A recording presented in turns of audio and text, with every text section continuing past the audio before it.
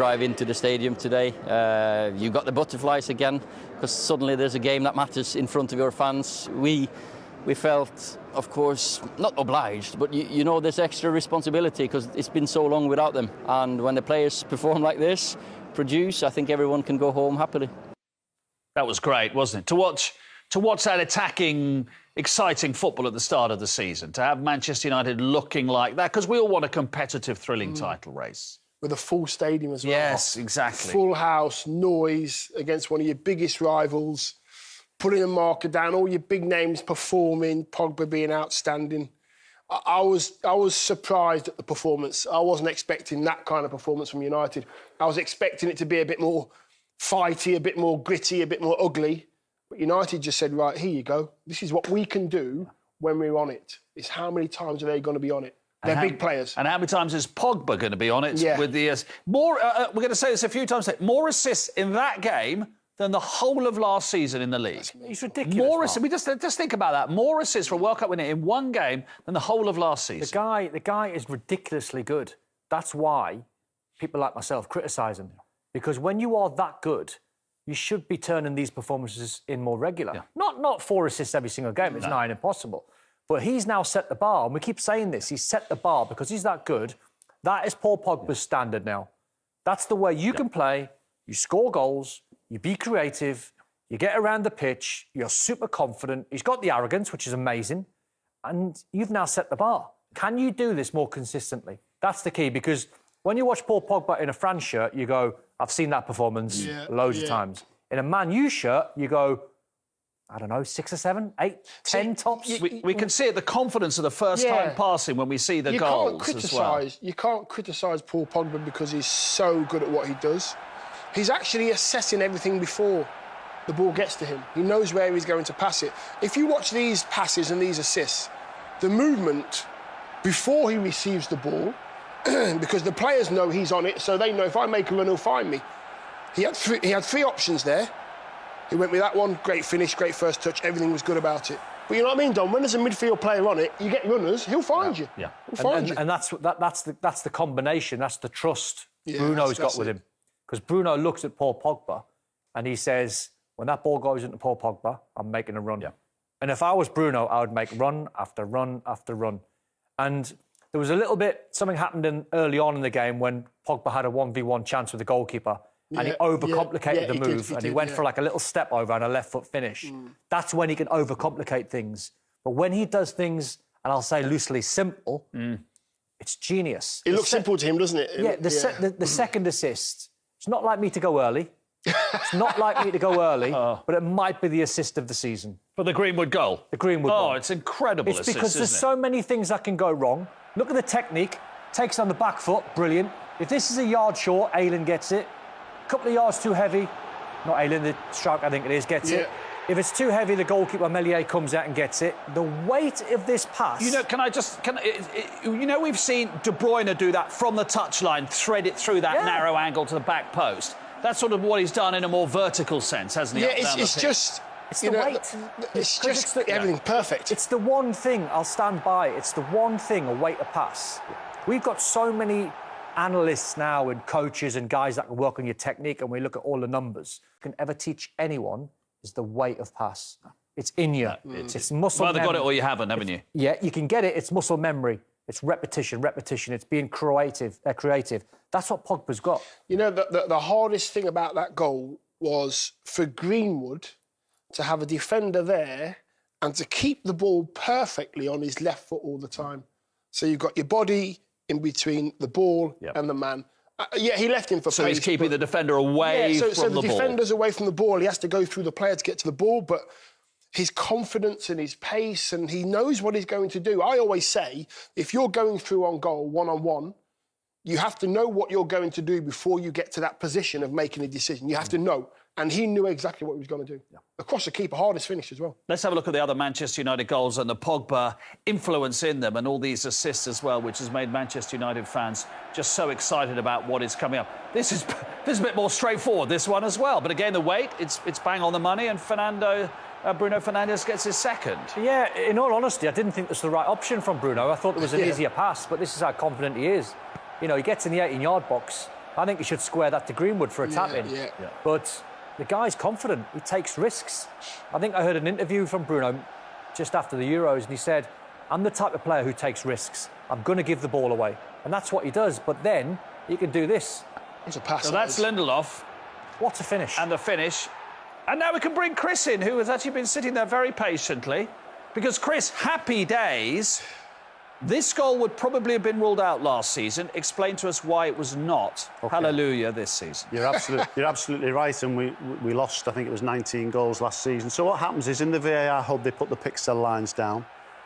They then put the broadcast lines on top. And if the lines overlap now, the benefit of the doubt goes. And the broadcast lines are a bit thicker. They are thicker, a little bit thicker. And if they overlap, the benefit of the doubt now goes with the attacking team, which, if you're a striker, Dion, you're happy. Absolutely. Not that I made many runs, but yes. So are we basically saying this should, not all the time, but by and large, negate the offside because of Bamford's arm at Crystal Palace last season, or his shoulder, or his armpit, or whatever? We'll have a few of those, but we'll have many, many fewer of those. Yeah, and it falls in line with UEFA and major European competitions as well. So it's a real positive this season. It's amazing.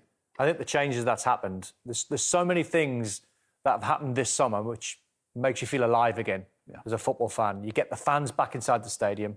The referees are more relaxed in the nitty little fouls that they were given last season where players didn't back themselves to get out of trouble. They wouldn't do a skill a player. They'd wait for a little bit of contact, hit the floor. Referees were given free kicks. That's now, that threshold's a bit higher, which is great as the game moves on, it flows more. And the VAR decisions are better. And what else have you got?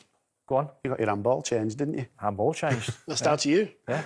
Chris, has there been some kind of meeting amongst the refs on how you're going to do it? I know there's been a few law changes, minimal law changes, but have you all chatted and saying, let it flow, let it flow? Is that what the...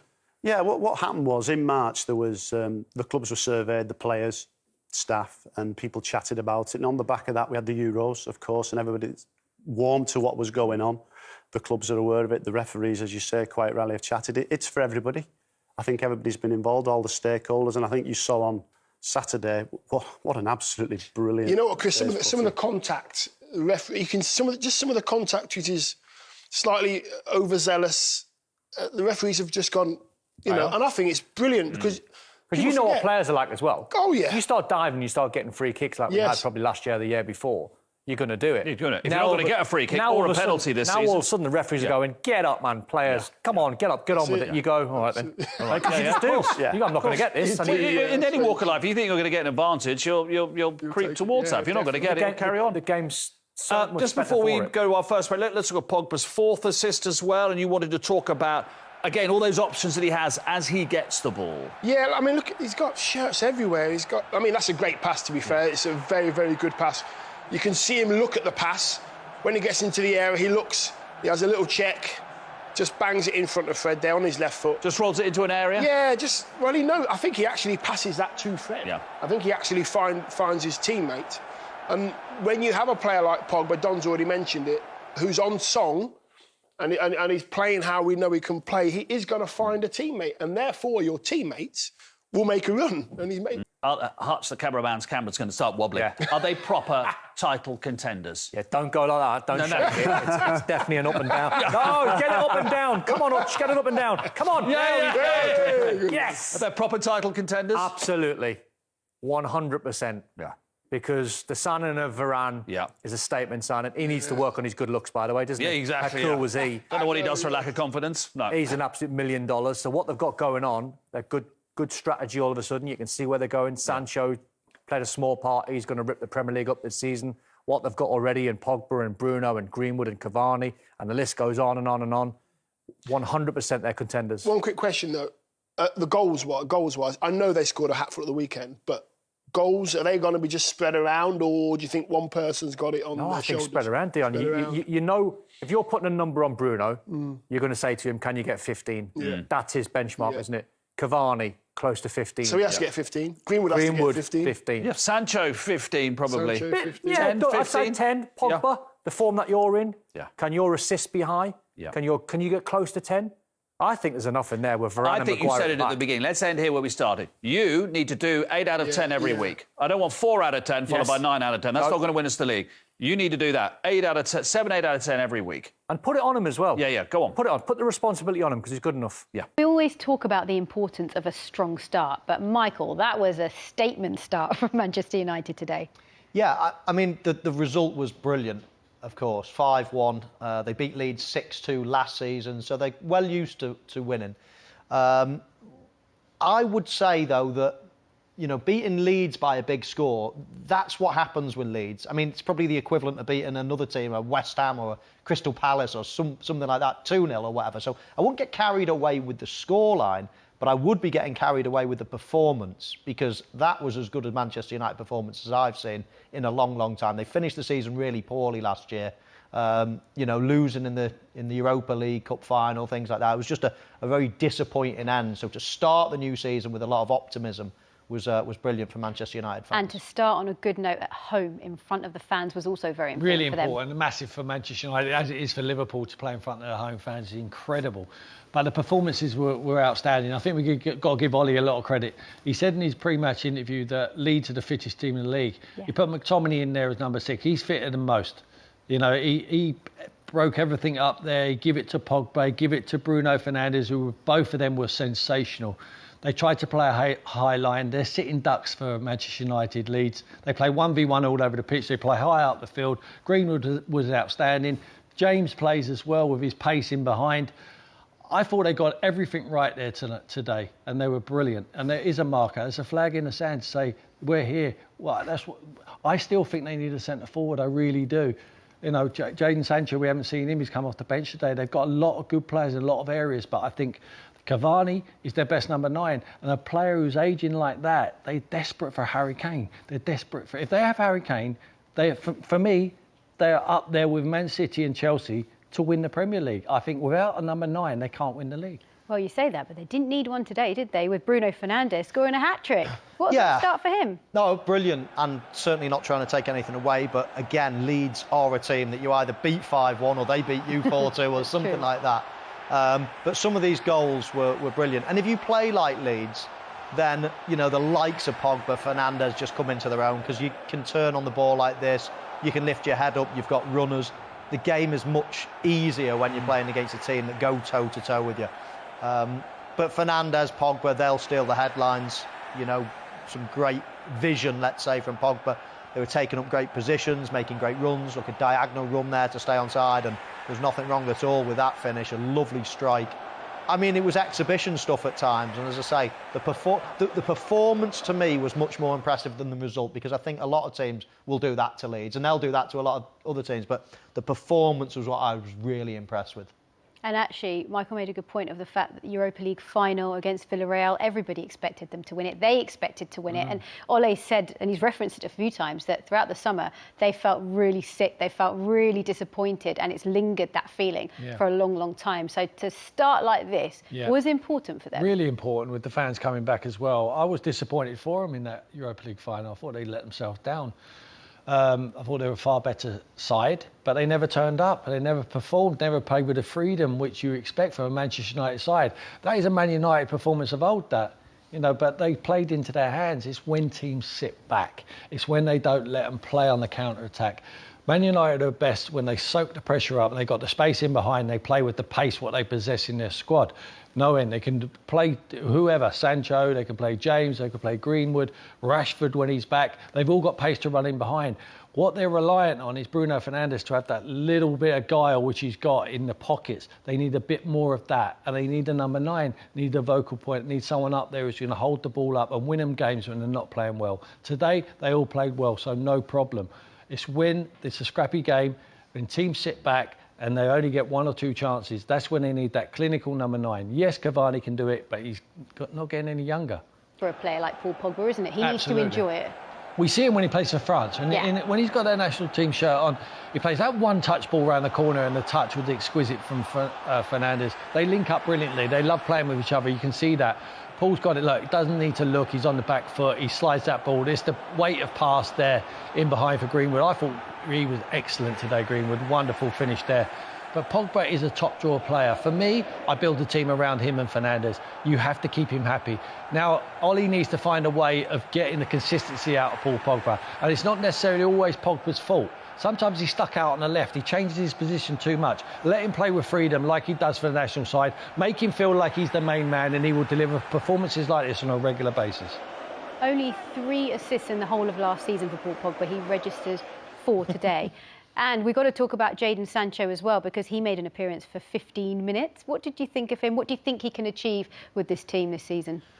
Well, I've watched Jadon since he was very young at Manchester City. Watched him play there, and there's no surprise that he's reached the very top of the game. He was exceptional as a 15, 16-year-old, exceptional.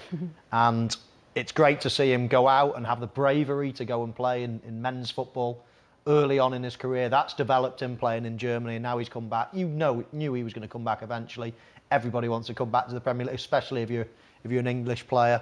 So I've got no doubts he's going to be a very good signing, a signing for the future as well, which is good. A lot of teams, will buy for the here and now, and sometimes you've got to do that, but sometimes you've also got to buy for the future. And I think he's a top player that will serve them well for years to come.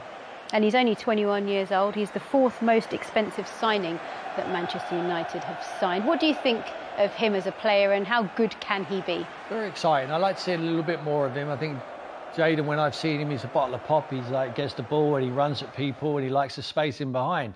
I like to see when teams sit back, he's either one who can come off in that Grealish role, the number 10 role. That's who I think they needed, Jack Grealish, someone who can play with his back to goal, secure the ball and find a pass, like Bruno Fernandes done. When Bruno Fernandes, and they tried it many times last season, leaving him out of the starting lineup and having to bring him on in the second half to rescue the game because they lacked that guile. Hopefully Sancho, I'm not 100% sure if he is that boy, hopefully he can play in the pockets with his back to goal, drop his shoulder and disguise pass into the strikers. That is what I like to see, because they've got a lot of players who are very similar, playing wide areas like drifting off the lines, crossing the ball, getting in behind. He can certainly do that. He showed us that. But can he play in the tight areas? Can he play in the telephone box and create space? That's what I want to see. And also, we've got to talk about the signing of Varane. How good do you think he'll be in this Man United side? Well, a great moment for him, walking out that tunnel as a new player with a full house, all screaming your name. It gives you a good start, let's say, to feel accepted, wanted, loved already. I think Manchester United have needed another centre-half alongside Maguire that's got pace. I think it'll bring out more in Maguire. Make them a braver team, bring them forward another 10 yards. Brings tons of experience to this side, doesn't he? He does, yeah, he does. I just think it could be, if he settles in and does well, it could be a brilliant signing.